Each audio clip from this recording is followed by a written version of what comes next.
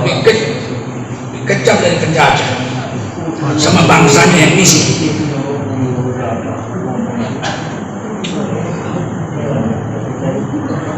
Kalian dengar aja ya, jangan kalau nggak senang pulang.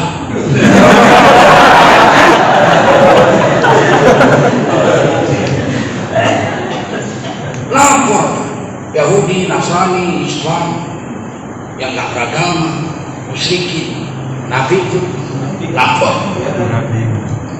Waduh, ajak kali dibikin Yahudi satu dunia. Sesuai nama ya. Harta yang paling mahal air lah zaman itu di Madinah. Apa kata Rasulullah? Sayyidina Utsman dipanggil. Wahai Dzulnuraini ya, radhiyallahu anhu. Pergi kau jumpai ya, beli sumur. Mana lama orang menjual harta paling berharga ya? Kata Sayyidina Utsman, maukah mereka dia menjualnya Rasul? Bawa duitnya. Jadi Rasul itu cerdas. Kalau mau beli bawa duitnya, jangan ngomong aja. Pak, mau dijual rumahnya? Tidak. Bawa duitnya sekarung. Bawa duit 1 uncak emas, uang emas. Dulu uang cuma 2 kalau nggak perak emas. Perak dirham, emas dinar. Saat masuk rumah ini, Yahudi ini baik Sayyidina Utsman karena Sayyidina Utsman kan orang kaya. PKI itu sama orang kaya baik, sama orang miskin aja. Taruhlah itu kuncang di atas karpet. Apa itu kata Yahudi? Duit. Duit segituan. Buka. Langsung kuning mata Yahudi. Banyak betul duit segini ya. Untuk apa? Untuk beli sumurmu. Nggak aku jual. Mana aku jual itu harta lebih berharga. Nah, itulah cerdas. Itulah orang Islam harus pandai itu. Kalau kau jual air, banyak untungnya kan? Banyak. Kira-kira untuk mencapai duit sebanyak ini, berapa tahun kau jual air? Wah, lama lah. Bisa 10 tahun, bisa nggak usah payah-payah kau nunggu 10 tahun, detik ini juga kau ambil duit. Bisa sumur tuh kau jual sama aku. Bentar juga gantung. Memang dapatmu nanti duit segini, tapi 10 tahun kalau jual air. Ini kau nggak usah jual air, jual mudah pun enggak. Ini aja ambil. Pak sini sumurmu dapat sama kau ini, nggak terlalu nunggu. Cerdas itu Gus. Ya, tapi mahal kan harga air itu penting itu. Kalau begitu beli separuh. Separuh gimana? Dibelah itu sumur kecil. Separuh. Senin aku yang jualan, Selasa kau yang jualan. Senin aku jualan, duit yang ada dapat aku. Selasa kau yang jualan, duit yang dapat lu. Rabu aku yang jualan untuk duit. Kamis kau yang jualan untuk kau. Mau lah Yahudi itu tambah duit segini. Oke, bikin surat terus pakai. Jadi Utsman bisa tulis pakai. Ulang Sayyidina Utsman senyum manis sama Rasul. Ya Rasul, udah aku beli. Tapi separuh.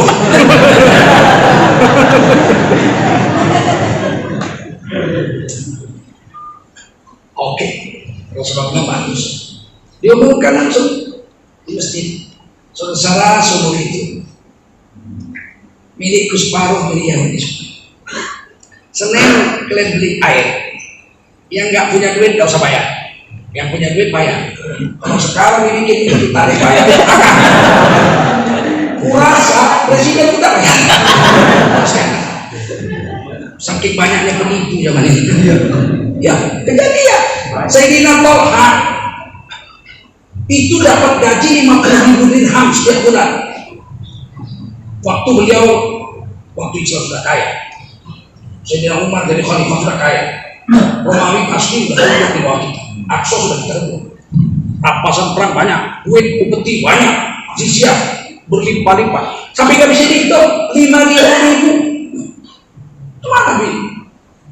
5.000. Khamsa alaf 5.000 ya. Khamsa alaf gitu ya. Wa alaf 5.000. Karena orang Arab nggak kenal juta. Yang paling banyak kan 1.000 orang Arab. Ada sekarang miliun bahasa Inggris diarabkan. Nggak ada bahasa Arab 1 juta. Nah, Sayyidina Umar itu tanpa jizyah yang masuk bisa 5.000 juta maksudnya. Saking kayanya waktu zaman itu. Tolha radhiyallahu anhu dapat gaji, Sayyidina Zubair dapat gaji, orang-orang yang awal yang masuk Islam 10 yang dijamin di surga itu dapat juga 50.000 dirham. Rumahnya gubuk, kalau berdiri kandas kepala, saking rendah. Datanglah Sayyidina Tolha gaji bulan ini, di depan rumahnya udah dibikin beliau lubang, buang lubang tuh, jangan masukkan ke rumah. Oke, itulah orang dulu ya. Jijik dia lihat gue ini. Uang ke lubang tuh, jangan bawa ke rumah. Uangnya 50.000 dirham tuh ke lubang. Habis itu dia berpakaian pergi ke pasar. Saudara-saudara, kaum muslimin muslimat sekalian, di depan rumah Tolha ada lubang. Baru dikirim dari Baitul Mal 50.000 dirham. Silakan kalian yang tidak punya duit, ambil duit di lubang depan rumah Tolha. Sedikit yang datang, coba sekarang. Di depan rumah Tengku Zulkarnain ada duit 5 miliar. Yang nggak punya duit datanglah, wali kota datang kurasa. Lumayan untuk kampanye.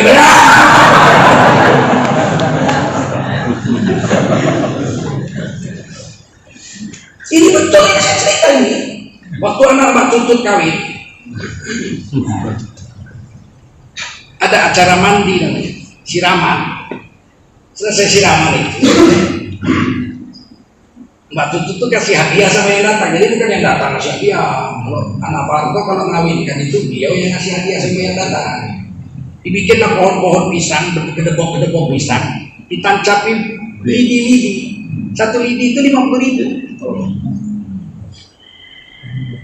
1 lidi 50. Kata pengumuman waktu sudah selesai acara mau pulang, kepada para tamu bapak ibu sekalian, monggo sambil pulang petiklah 1 lidi 50.000. Aku tengok ya Allah, tuh waktu itu HP belum ada kamera, sekali tarik segenggam. Demi Allah tuh yang datang naik Mercy, naik Land Cruiser, orang-orang kaya dan orang miskin. Sekali tarik satu genggam. Tengok, ya diberitakan 1, diambilnya segenggam. Berarti yang 1 halal, sisanya haram semua itu. Betul nggak? Alhamdulillah, sisanya alhamdulillah namanya. Orang disuruh ambil 1, diambilnya 50. Yang 1 halal, yang 49 haram. Mana peduli orang sekarang? Yang paling sial perempuan. Ada tambahan. Di atas amben ada tempat tidur kayu jati, bungkus satu ikat kain songket Sumbawa, kain songket Lombok, suku Sasak. Oh, itu terbuat dari batang pisang itu. Dingin itu, saya udah ngerti. Beli kalau saya, tahun 88 saya ke Lombok saya beli itu. Dingin dipakai itu kain. Satu ikat di atas. Kain songket di atas amben itu khusus untuk ibu-ibu, bapak-bapak nggak boleh ambil. Kalau duit seru semua ambil. Apa yang terjadi? Sampai jatuh perempuan itu berebutan. Copot, undangan yang diundang dengan yang diletakkan itu copot, kata protokol. Berjatuh karena ada yang ambil 7, ada yang 5. Berjatuh yang pakai sarung sempit itu, berjatuh itu. Allah. Barulah mata saya melihat bahwa tamak itu bukan untuk orang miskin aja, kaya pun ada yang tamak. Buktinya tuh Hongkong, Cina, Taiwan, udah kaya raya masih korupsi, kondensat 35 triliun. 35 triliun dibelikan kerupuk, tertutup dari Aceh sampai Papua.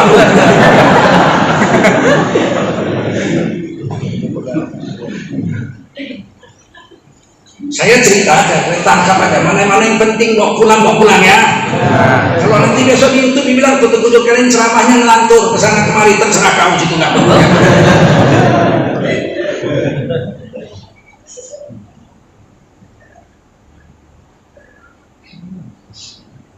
Mulailah jualan Sayyidina Utsman. Senin Sayyidina Utsman punya. Yang miskin gak bahaya ambil air, dan ngambilnya secukupnya. Yang kaya bayar. Ambillah mereka air untuk 2 hari. Biasanya saya bagi ada 2 hari. Selasa Yahudi jualan, tak ada satu pun beli. Dan ambil 2 hari. Langau Yahudi.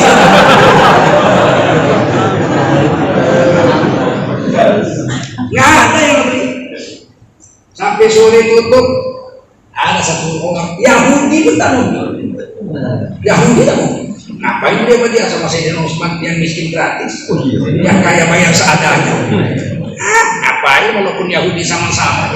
Yahudi. Ini orang awak, udah tahu. Orang awak, ini jokinya jual ya. Kalau orang Minang itu lain ya. Saya itu kan kakek saya Pegawiyong asalnya, bapak saya lahir di Sertan. Saya Tengku karena Tengku Permaisuri Kerajaan Sertan itu saudara kakek saya yang punya anak. Keponakan yang pertama lahir itu Rafiuddin bapak saya. Ada kami begitu. Kalau gelar kakek saya Rajun Saluddin Rajun.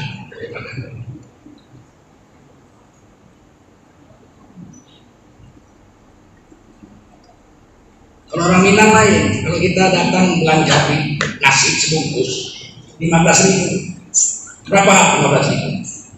Kalau nanya pakai bahasa Indonesia berapa? 15.000. Jangan coba-coba pakai bahasa Minang. Aiko barang 7 balik.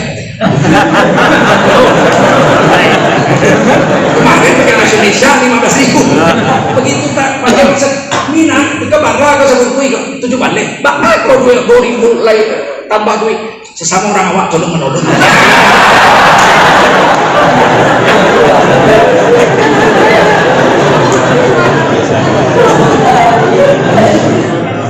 Begitu tuh orang Minang. Makanya orang pedagang Minang ada yang saingan Cina pun menang pedagang Minang. Kalau Batak lain pula. Sadia doi turun 15.000 jadi 13.000 kalau Batak. Sadia doang. Au pak. Siap. Sama sih tuh au. Teman kami. Au kok semua lagi. 13.000. Potong 2.000. Itu kalau Batak. Kalau karo lain-lain. Sekali gini enggak, kan kalau kamu yakin mereka perangi langit, aku bangun aku gratis.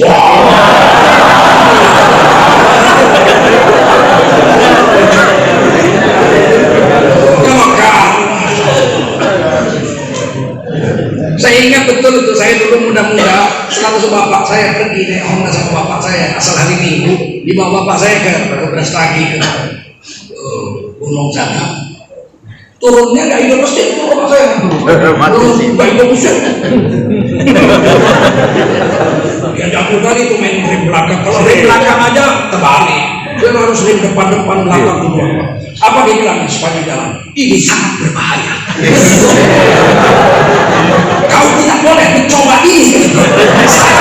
Tapi yang begini bakal sangat berbahaya. Tapi setiap hari Ahad dibikinnya itu pulang.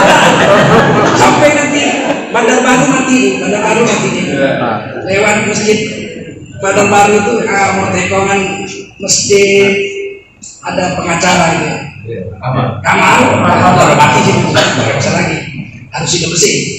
Waktu dia menghidupkan masjid itu dia bilang ingat ya ini sangat berbahaya, kau tidak boleh melakukan. Dia bilang aku lain, itulah feodalnya orang tua. Tapi sampai mati saya kata, waktu saya sudah dewasa pun sudah punya Vespa dibelikan ibu saya, tak pernah saya coba. Kepingin, nanti sangat berbahaya. Saya tak mau mengecewakan hati bapak saya. Kalau saya buat, tak tahu jadi. Tapi kalau tiba-tiba saya kecelakaan, alangkah kecewanya. Bukan soal dia sedihnya. Kalau saya mati, udahlah kan. Kalau saya kecelakaan lecet-lecet pun, apa dibilang? Aku kecewa. Beratusan kali aku bilang, jangan kau coba juga. Itu saya tahan. Jangan menyinggung perasaan orang tua. Nanti kita melarat hidup di dunia. Apalagi ibu, jangan coba-coba kalau ibu. Ibu 3 kali bapak. Menipu bapak aja, melawan bapak aja, melarat dunia akhirat. Apalagi melawan ibu. Berapa banyak anak sekarang mempermalukan ibunya. Pulang ke rumah dia tengoknya makanan sayur terong. Cuman terong nak. Iya nak, cuman terong. Dibukanya jendela dapur. Hoi, terong. Orang kampung, mamaku gila terong. Permalukan. Senin kulit terong, Selasa tutup terong, rebus terong rebus. Hari ini Kamis bakar terong. Gila terong. Meleleh air mata alam. Aku pun maunya aku makan yang mana. Tapi apa anakku warna? Memang bapakmu tukang jual terong.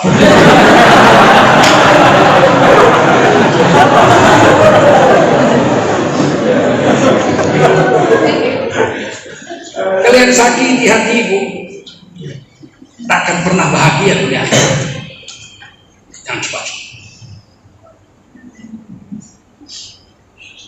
Bikin senang aja hati ibu bapak ini.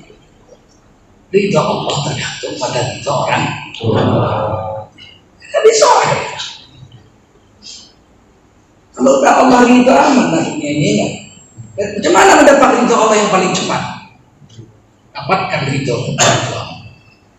Otomatis dapat ridha Allah. Kata Imam Ghazali dalam kitab Ihya, seandainya seorang hamba taat kepada Allah, seandainya seorang hamba maksiat kepada Allah seumur hidupnya, maksiat kepada Allah seumur hidupnya, mabuk, mencuri, macam-macam dosa dia buat, tapi sangat berbakti kepada dua ibu bapaknya, ini orang masih ada harapan masuk surga. Karena Allah itu Ghafur. Tapi kalau ada satu orang luar biasa ketakwaannya kepada Allah, enggak tanggung-tanggung kayak malaikat lah mungkin dia punya ibadah sama Allah, tapi disakitinya dan didurhakainya bapak ibunya, tidak ada harapan orang ini masuk surga Allah. Tidak ada harapan. Sebab ridho Allah itu tergantung pada ridho Allah. Mau dimasukkan Allah kita ke surga, emak kita nengok, ya Allah itu kau masukkan dia ke surga jahanam itu. Apa nggak ditendangkan malaikat awak? Kecapang, bukan kelewatan neraka, kecapang sampai ke dasarnya sana. Ini kadang-kadang kurang ajar, enak banyak dosa. Kenapa benci malaikat? Nanti ditendangnya kita saking bencinya dan kelewatan neraka masuk ke surga.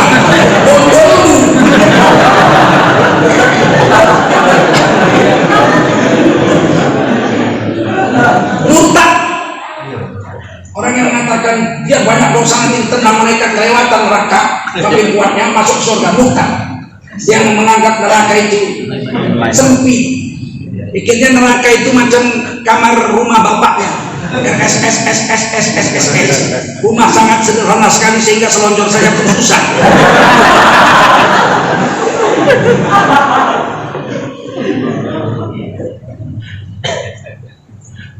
Apa yang terjadi? Beberapa lama kemudian Yahudi itu datang jumpa Sayyidina Utsman. Wahai Sayyidina Utsman, beli ajalah separuh tadi. Mereka mau ya, hari ini udah mau. Kenapa? Mau.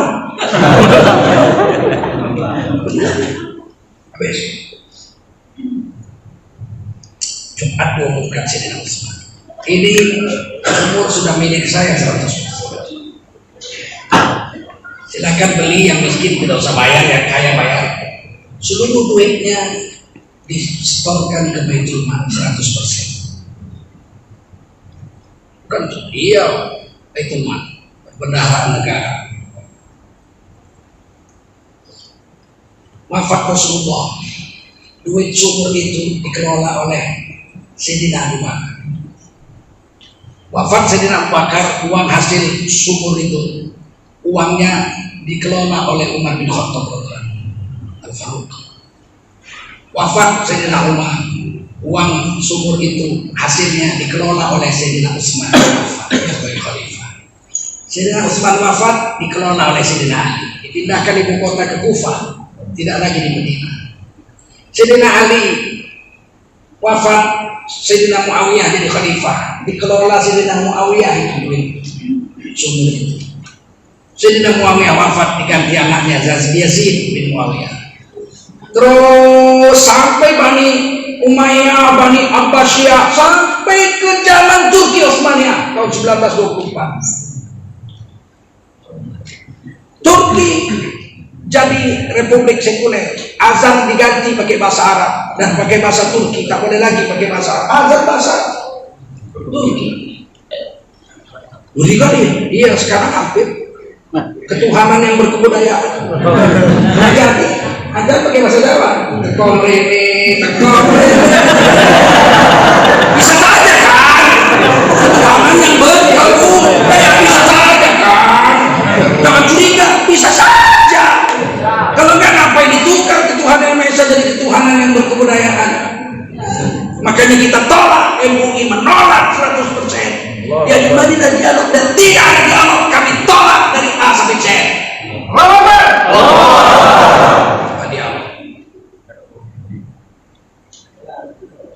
Merdeka Saudi diambil Wahabi, kata kita diambil Wahabi, orang Wahabi. Tapi duit itu nggak hilang. Sekarang masih ada triliunan duit air daripada Sayyidina Utsman bin Affan. Nah, saya bayangkan itu kalau diambil sama Republik Indonesia,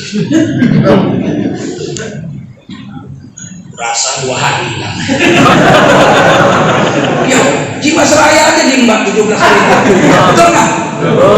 Bukan itu satu orang nggak mungkin. Jiwasraya 17 triliun dikorupsi, udah pasti gotong royong. Udah pasti mengkorupsinya gotong royong. Mau dihidupkan pula ketuhanan yang bergotong royong. Untung mulai habis lah semua. Rasa kutu ini makan orang. Tidak bisa. Bagaimana Islam mau maju kalau tidak ada yang korban dan tidak ada yang menjaganya? 2 yang hebat, 3 yang hebat itu dari kisah Suhud. Pertama, ada orang kaya yang mau membeli, mengeluarkan hartanya, mengambil dari Yahudi punya menjadi kaum muslimin punya. Yang kedua, orang Islam tidak mau beli kalau tidak sama orang Islam. Yang ketiga, pengelolanya nggak mencuri. Duitnya sampai sekarang ada udah 1.400 tahun lebih. Kalau 3 ini ada dalam negeri orang Islam, dalam diri orang Islam, aman dunia akhirat. Kadang kita orang Islam banyak duit simpan bank. Yang lebih sial duit masjid taruh bank. Ada satu masjid saya pernah dengar dulu ya, berapa tahun yang lalu.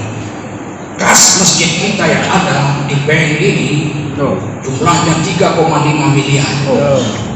Bank infak 3,5 miliar disimpannya di bank, memang mau cabut mesir satu-satu.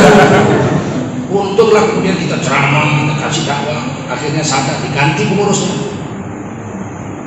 Ini duit infak orang kok kau simpan di bank, bikin kayak Cina aja.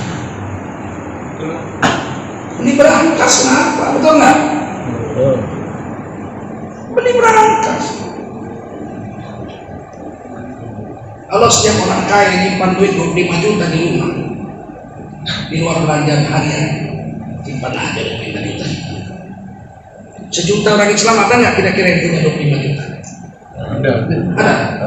Kalau 2 juta orang ada lah ya, dari 230 juta, 2 juta ada lah yang punya 25 juta ya. Itu 50 triliun disimpan di tiba. Mati Cina itu Taipan itu mati. Hayat, gue tidak. Ya orang di keranjang awal. Orang dulu, bank Belanda itu bangkrut, VOC bangkrut bos. VOC itu punya New York itu VOC. New York VOC itu.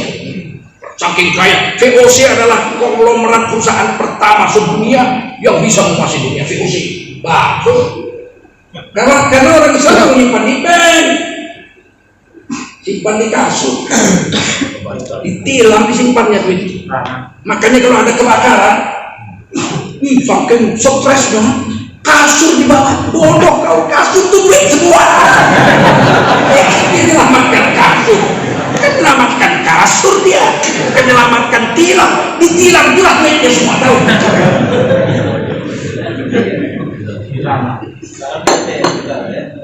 Dikit-dikit kan. Kalau ke bank mata bisa pinjam. Sekelas Tengku Zulkarnain aja mau beli rumah, cicilan 1,5 juta, setengah jam wawancaranya nggak tembus. Kan menghina kali dia sama aku. Awak setengah jam belum tembus. Meja sebelah 7 udah Cina, tanda tangan. Aku bilang terakhir, aku ini anak Cina, Cina juga.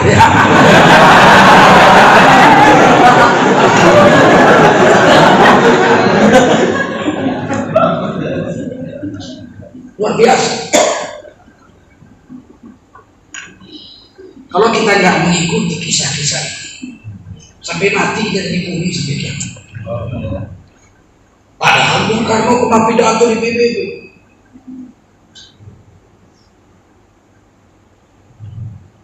Kami bangsa Indonesia bukan bangsa kuli-kuli dan bukan kuli bangsa-bangsa. Saya ulang, kami bangsa Indonesia bukan bangsa kuli-kuli dan bukan kuli bangsa-bangsa. Kalau masih hidup Soekarno sekarang nangis darah, nangis darah. Semuanya dikuli, gubernur, bupati, semua jadi gubernur. Kalau orang mau maju, ya ini duit dari saya. Kalau orang maju biaya boleh bayar. Tapi kalau sudah menang, lu kasih proyek semua mau bayar. Apa nggak jadi kuli orang itu? Kuli lah.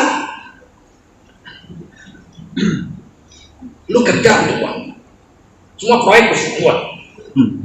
Kalau lu khianat, buat kali lu punya salah, lu tangkap polisi, dalam lu orang itu ngomong sih. Hanya.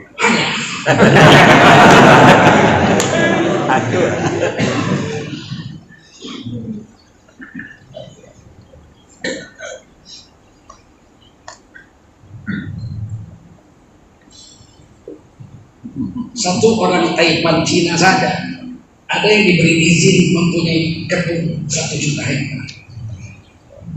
Tanda tangan di kebun itu izinnya itu 35 tahun oleh Presiden, Menteri Keuangan, DPR, 35 tahun hak guna usaha. Kata Pak Harto 35 tahun itu, setelah 35 tahun tanahnya diambil negara. Sepertiga itu pin perkebunan inti rakyat, memang harus untuk rakyat sepertiga. 3 hektar ya kan, 2 hektar ditanamkan dibagi rakyat. Nanti setelah 25 tahun ada duitnya, udah lunas kan dipotong utang tiap bulan selama 35 tahun. Nah setelah itu sepertiga udah milik rakyat kan, 2 hektar, yang sepertiga lagi dia negara dari PTPN negara itu. Tapi belum 35 tahun Pak Harto sudah lengser. Penggantinya tanda tangan lagi boleh diperpanjang 35 tahun lagi. Nggak ada pir lagi, nggak ada pir apa buah pir Cina itulah Xiangli. Udah, sekarang lagi dibuat undang-undang Omnibus Law. Penguasaan tanah boleh sampai 90 tahun. Kalau 90 tahun dikuasainya 1 juta hektar. Cucu saya mati. Bukan anak saya, cucu saya mati, jumpa di alam barzakh. Apa kabar cucu? Belum lagi hilang. Cucu mati masih sama dia lagi tanah tuh. Memang kejam. Maka kita harus menolak undang-undang Omnibus Law itu. Wajib kita tolak. Bukan memakmurkan rakyat. Awak Tengku nih, keluarga Sultan, kerabat kerajaan, ini tanah Sultan yang disewa Belanda, setelah Belanda angkat kaki jadi PTBN, ambillah sektor kalau nggak ditangkap polisi dong malam itu kan. Tadi dia 1 juta hektar, mau dibikin 90 tahun. Kalau dia tanam sawit 2 hektar aja, 2 ton itu sektor, bisa 3 ton, 2 ton aja.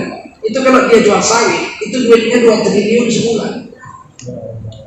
2 triliun sebulan. Taipan yang punya kebun sawit 1 juta hektar itu 1000 perak aja diuntungnya 1 kilo. Itu dapat 2 triliun sebulan. Dia nggak jual sawit, bodoh lah dia jual sawit. Dia bikin pabrik CPO, 35 tahun, 30 tahun dia punya izin pabrik.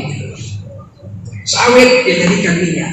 Minyak ini dia jual semua, dia jual luar negeri 10% aja.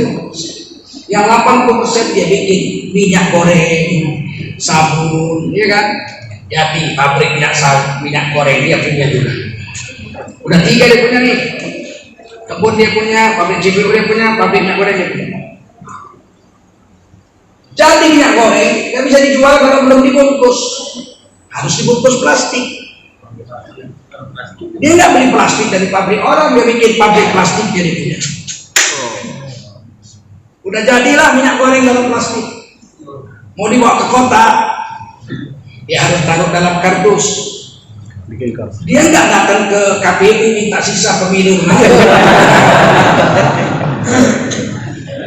Dia bikin pabrik kardusnya dia punya sendiri. 1, 2, 3, 4, 5. Udah dalam kardus siap untuk dijual, harus diangkut dari pabrik ke kota, harus punya angkutan.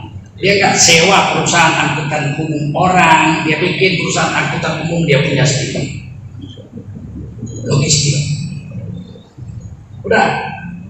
Untuk diangkut pakai logistik itu bahaya, di jalan bisa terguling, rugi, maka harus asuransi. Dia nggak pakai asuransi jiwasraya, bangkrut. Asuransi pemerintah, bangkrut. Dia pakai asuransi dia punya sendiri. Dia bikin perusahaan asuransi dia punya sendiri. Udah pakai asuransi, dibawa ke kota untuk ditaruh di mana? Ditaruh di mall. Dia kan numpang di mall orang, dia bikin mallnya sendiri.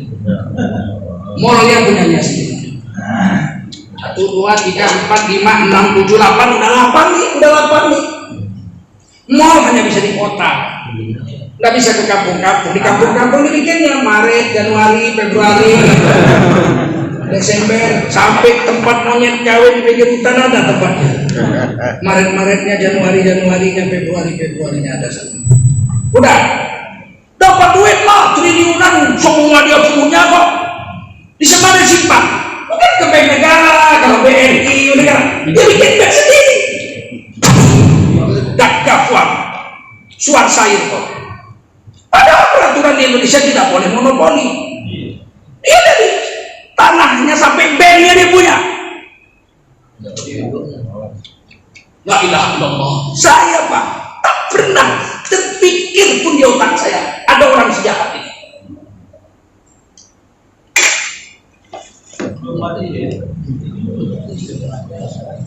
Jahatnya. Terus pejabat-pejabat kita yang terus membiarkan ini dapat setoran dikit-dikit, itu nggak lebih jahat lagi tuh. Dibiarkannya kita melarat. Udah begini serakahnya, harusnya negara ini maju kan? Tak maju pula. La ilaha illallah, melarat pula rakyat. Mau bayar BPJS saja nggak punya duit dia. Allah. Ini drama ini kalau masuk YouTube lah, pengkudu kolai penebar kebencian. Memang benci lah, aku nengok begini masa senang.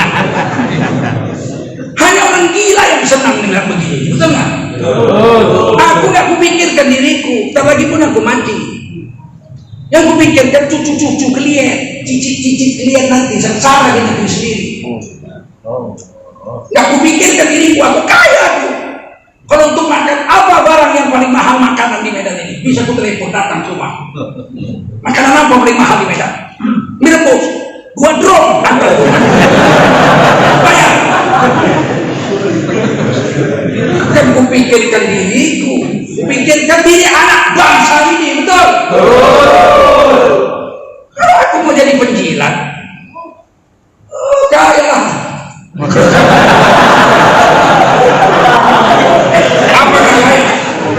Awak anak Cina, betul nggak? Perusahaan Cina, awak anak Cina.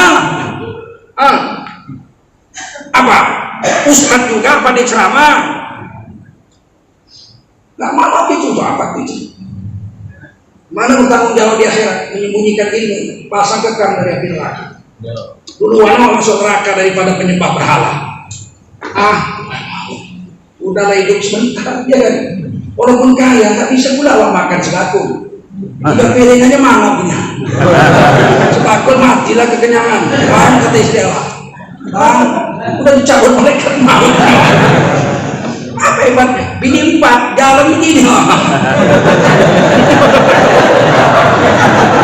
Loh, kenapa Pak? Kue terlalu comot.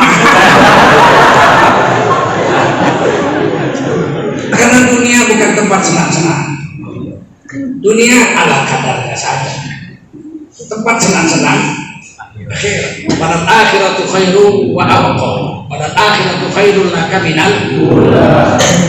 Mau senang-senang di akhir. Ya, minum susu segelas enak. Kalau secairan muntah. Apa dunia ini? Coba tunjukkan mana dunia ini yang bikin senang. Nggak ada. Ini dunia tempat bersusah-susah. Betul? Ini dunia tempat bermujahadah, tempat bersusah-susah. Nabi Muhammad aja dikasih Allah susah di dunia kok. 2 bulan nggak berasap, dapur Rasulullah coba makan kurma, ya Allah. Kalau dunia ini tempat senang-senang, pasti semua nabi kekasih Allah dibikin senang. Betul? Justru yang senang Fir'aun, Namrud, ahli neraka. Walal akhiratu khairun wa abqa. Di akhirat wa ma lahu fil akhirati min khalaq. Di akhirat enggak dapat apa-apa. Enggak dapat apa. Saya pernah baca kitab orang soleh. Ada satu orang soleh dalam kitab Ihya. Ibadah aja kerja. Satu orang ulama besar ikut ke zawiyah, tempat dia ibadah. Mau ikut, mau lihat, ikut ibadah. Dia tanya, dijawab 2-3 kali tanya, apa kata ahli ibadahnya? Nggak capek kau ngomong aja. Enggak. Kau rasakan Allah jijik hati sama kau ngomong aja mulutmu. Cikir kau, ulama besar itu. Giliran pas makan siang, udah lapar nih, makan apa kita? Oh iya, udah lapar ya? Iya, di sini. Dikeluarkannya tempatnya, taruh ke nampan. Tuangkannya tepung gandum. Makanlah. Loh, gimana? Begini makannya hal siram air. Loh kok begitu? Ya sampai dalam perut kan sama aja sama roti. Sama aja. Bikin roti capek kali banting lagi, banting bakar udah masuk perut sama aja sama tepung roti bubuk sampai dalam sama aja. Nggak pakai waktu lagi udah langsung dikir. Hari ketiga apa kata ulama itu? Kalau begini ampun lah. Ada orang begitu yang bilang ada. Sampai sekarang masih ada orang begitu. Yang pikir. Apa dia bodoh? Dia nggak ngerti ya. Justru dia ngerti akhirat terlalu mahal untuk dihabiskan waktu untuk urusan dunia. Enggak.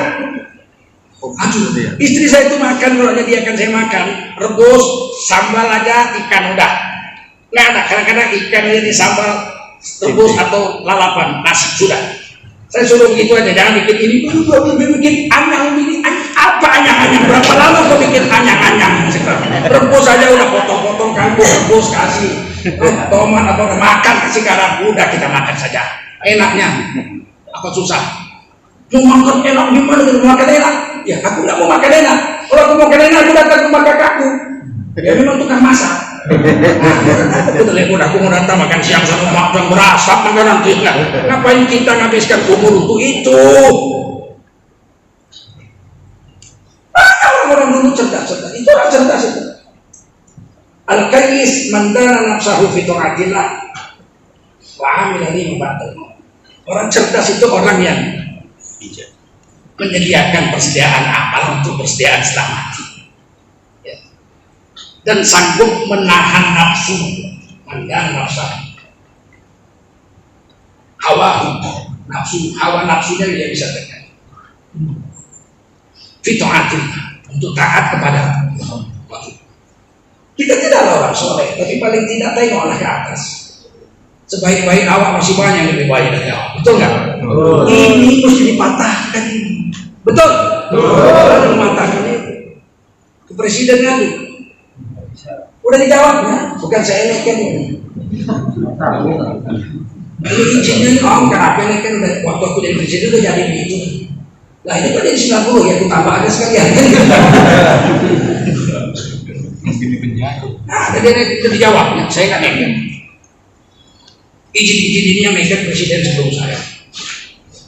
Jangan harap kalau kita ngadukan. Gimana caranya?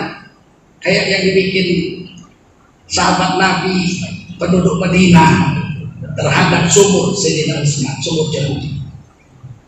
Asal apa beli warung tetangga. Asal warung dia lewat aja. Apa mau beli sini loh? Nanti kalau lu udah mati. Ya enggak? Apa sini beli lo, sini murah lo. Ya nanti kalau lu udah mati. Lo makan apa? Lu jadi kudi aja dengan orang Islam. Begitu. Saya ditanya ini kalau kita nggak belanja ke mall, belanja sama warung-warung tradisional aja, tutuplah mall-mall, iyalah tutup. Terus makan apa tapi ini?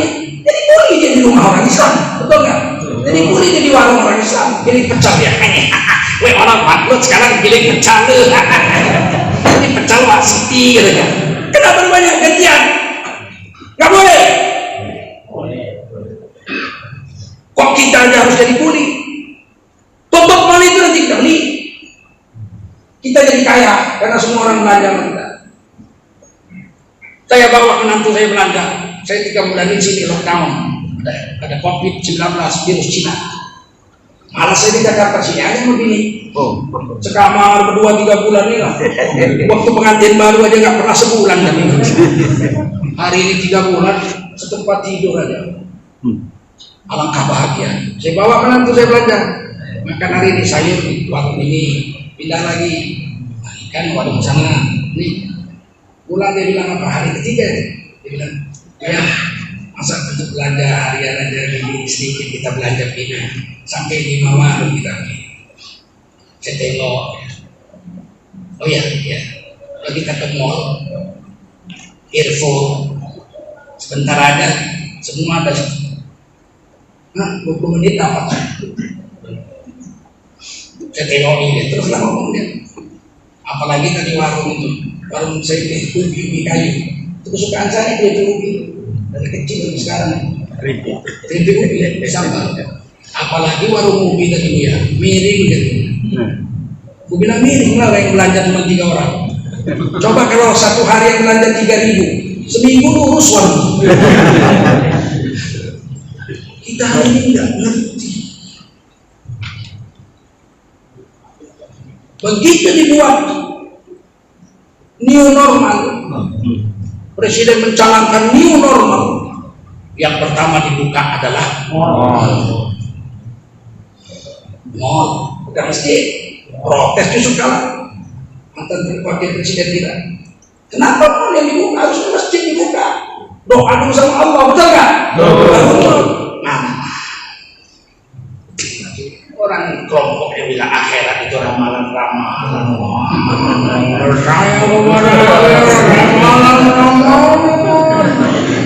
Apa kau pernah pergi ke sana? Itu ucapan PKI. Oh, kau percaya kalau sama akhirat lu pernah pergi ke sana? Kan ngeri kali ucapan. Murtad itu orang yang mengatakan akhirat adalah ramalan-ramalan. Itu murtad karena nggak percaya kepada hukum. Murtad nggak? Mati nggak boleh disolatkan itu. Kecuali dia tobat, dibilangnya aku sudah tobat, akhirat betul. Asyhadu an la ilaha illallah, asyhadu anna rasulullah, baru kita solatkan. Kalau enggak aku udah nggak mau. Aku bilang istri jangan sholat. Orang yang tidak percaya dengan akhirat. Karena akhirat itu rukun iman. Al-imanu huwa an tu'mina billahi wa malaikatihi wa kutubihi wa rusulihi wa bil yaumil akhir. Itu rukun iman yang kelima. Percaya pada hari kiamat. Paham sedikit? Paham? Saya presiden mencanangkan new normal dengan membuka mall. Saya dengan kawan-kawan mencanangkan new normal. New normal. Tak ada lagi belanja di mall mulai besok. Belanjalah di warung tetangga-tetangga saja. Paham? Nanti saya diakui diserang. Jadi kalau kita semua belanja di warung-warung mall-mall bangkrut, bagaimana nasib mereka yang kerja sana? Yang kerja sama kita, kerja sama warung tetangga kita, betul nggak?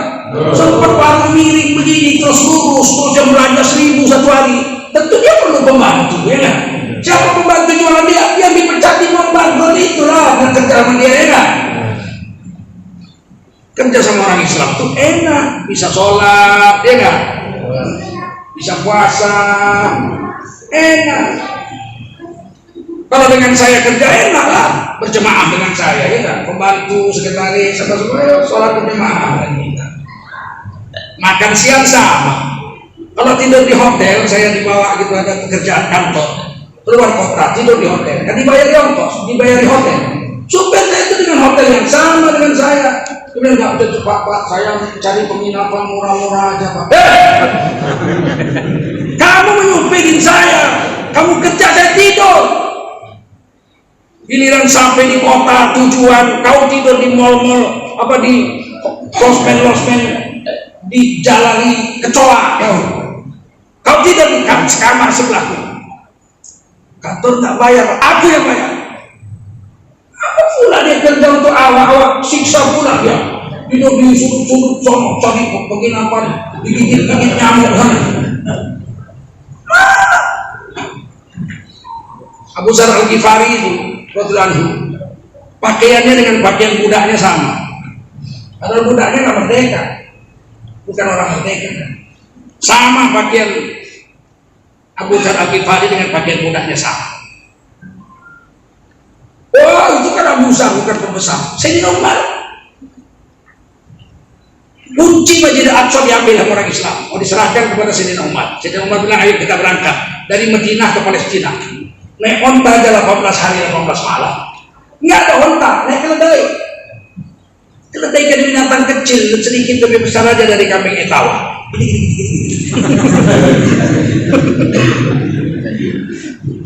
Dibawa satu ajudan Sayyidina Aslam. Dituntun lagi keledai sama Sayyidina Aslam. Itu kalau naik keledai kaki harus dilipat satu begini.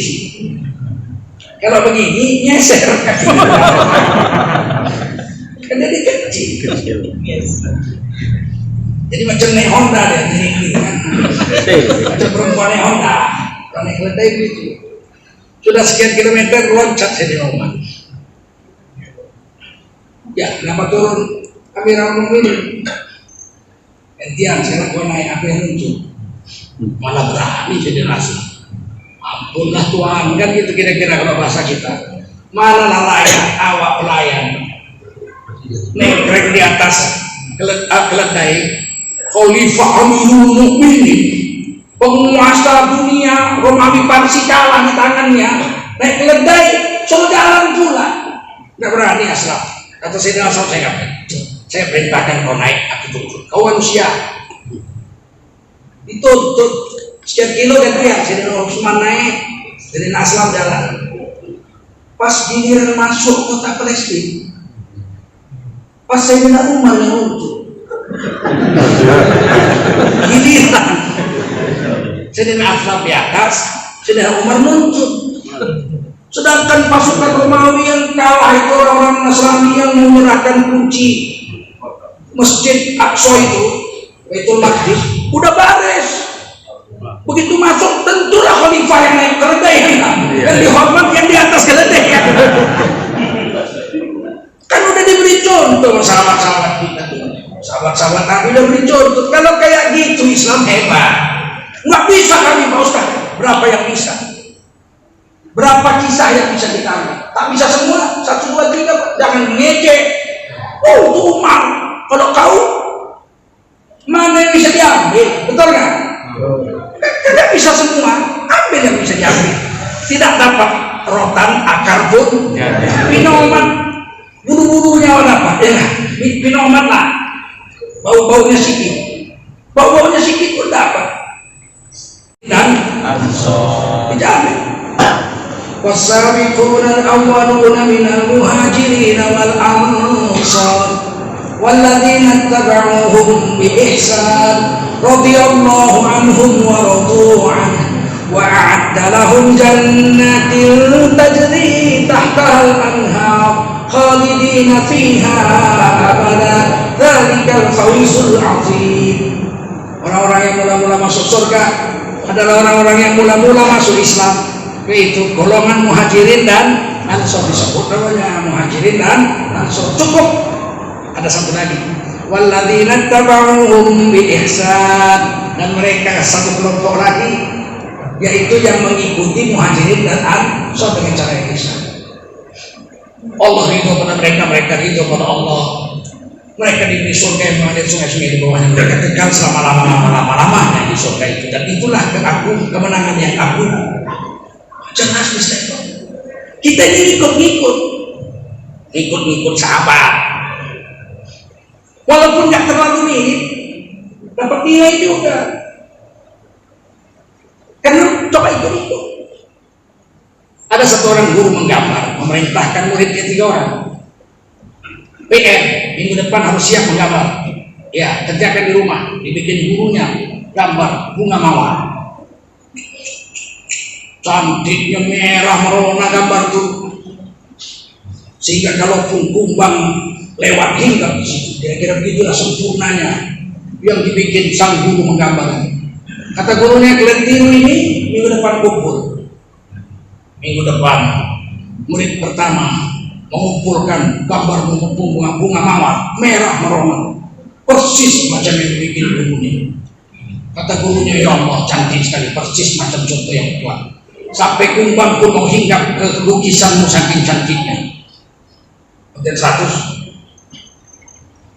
Murid yang kedua gambar bunga mawar, peot sana peot sini, bekas setip sana setip sini, hapus sana hapus sini. Ditengok gurunya, ya Allah, ini yang lukisan kau. Iya guru, seminggu kerjakan itu, peot sana peot sini, tapi nampak juga lah bentuk bunga mawar. Tapi bunga mawar peot lah. Alah, jelek kali lah lukisan bunga mawar pun. Iya, tapi Tuhan guru seminggu, Tuhan guru aku kurang tidur, kurang makan, aku coba gagal, aku mikir lagi gagal, aku mikir ini yang ke-100 Tuhan guru baru jadi. Kata gurunya, ya Allah, hebat kali kau nak, susah payah aku Pak Guru, kasih 6, konten 6. Murid ketiga ahli menggambar, sekali diletak gambar bunga anggrek. Saking cantiknya hingga kumbang di sini. Kata gurunya, apa ini? Bunga anggrek tuh. Yang disuruh buat apa? Buat mawar. Dicoret dulu. Kurang ajar. 0. Kita ini disuruh mengikuti muhajirin ansor. Bukan ikut Yahudi, bukan ikut Nasrani, bukan ikut Hindu, bukan ikut Buddha, bukan ikut PKI komunis itu kita. Kita disuruh ikut muhajirin ansor. Peot-peot tak apalah, kurang di sana sini tak apalah. Mati kita nanti ditanya mereka, kenapa begini perbuatanmu? Ini pun udah setengah mati aku mereka. Sholat pun kau begini, sholatmu bagaimana aku bikin? Cari bakat pun susah aku mereka. Gara-gara sholat dipecat aku 3 kali kerja. Gara-gara sholat zuhur dipecat aku sama majikanku. Lu kalau sholat lu selalu sholat lu. Kasihan, betul nggak? Masuk surga karena kasihan Allah, karena rahmat Allah. Kita masuk surga kan karena rahmat Allah, karena Allah kasihan, betul? Kata Allah kasihan. Hajab kami pun dia mengamalkan itu. Saya kalau puasa Pak, aduh nangis, istri saya pun nangis kalau saya puasa. Kalau udah habis asar mau bangun tuh nggak kuat. Habis sholat asar tuh mau bangun pulang tuh nggak kuat. Setengah jam 45 menit itu melarat kali saya kalau puasa. Selalu habis asar. Kalau udah habis asar nggak ada tenaga saya. Setengah jam 40 menit. Kadang-kadang ini kalau istri saya, Allah bang sabar. Saya bilang mati pun aku tetap puasa, tidak akan buka.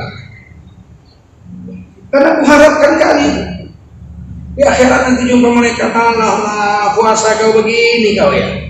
Ini pun udah ajab mereka. Ajab kalian. Istriku tahu lah ajabnya. Allah kan tahu juga, ya kan? Kasihan dia ada pintu bambu royal untuk orang yang puasa. Walaupun puasa kau untuk loyo, tapi hajab kali. Maksud juga lah. Walaupun rombongan terakhir, yang paling terakhir sebelum ditutup hawa masuk. Alhamdulillah. Tak apalah, ya kan? Siapa yang mau kita ikut di dunia ini kalau nggak sahabat? Siapa? Orang Syiah nggak mau ikut sahabat. Sahabat masuk neraka semua katanya kecuali 4 orang aja masuk surga. Yang mau ikut sahabat kita lah, Ahlussunnah wal Jamaah. Kira-kira paham ya? Sampai sini lah ceramahnya. Betik-betik lah apa yang bisa dipetik ya. Mudah-mudahan lah kita diridhoi Allah. Sini ada guru kita, ada senior saya, Ustaz Najib ini lebih dulu dari saya nanti. Dengan Ustaz Dahlan Musa, saya lebih muda, lebih senior. Beliau dari saya. Ada Ustaz Fauzan lebih tua saya lah. Saya sebaya mertua beliau. Itu Ustaz kita tertolip jadi dulu ganteng.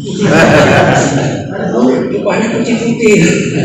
Saya dulu pakai jubah putih-putih. Jadi yang Ustaz juga ibu pakai baju putih-putih saya. Ingin mari kita teruskan perjuangan ulama kita. Ini dulu Medan ini pusatnya Ahlussunnah wal Jamaah. Al-Wasliyah. Ulama-ulama kita itu ya Allah, selain alim-alim, zuhud-zuhud, karamah. Saya kalau susah ya, banyak orang menghina saya atau mau diancam-ancam. Datang Ustaz dalam susah, saya dalam ini. Susah. Kadang datang atau Azrail, apa kau susah? Susah. Aku lagi sama awal.